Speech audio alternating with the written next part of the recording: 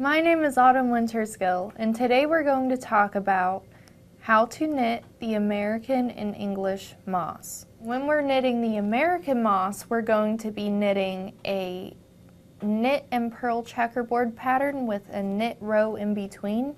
And then when we knit the English moss, we're going to knit just a knit and purl checkerboard pattern. So those are the differences between the two.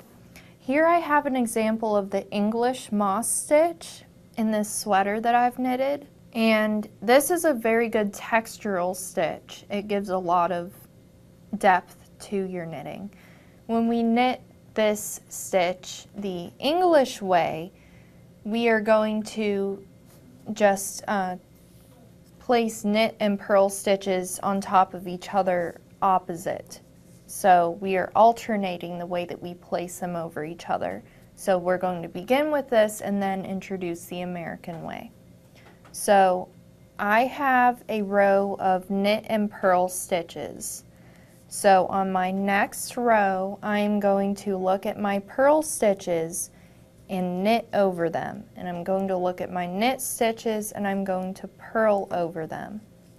So the purl stitches I'm knitting over, the knit stitches I'm purling over, so that I am creating a checkerboard. And there we go, we're starting to form our checkerboard moss stitch in the English version.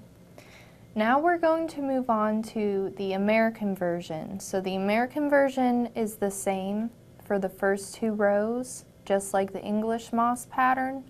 And on the third row, we're going to knit across the entire row.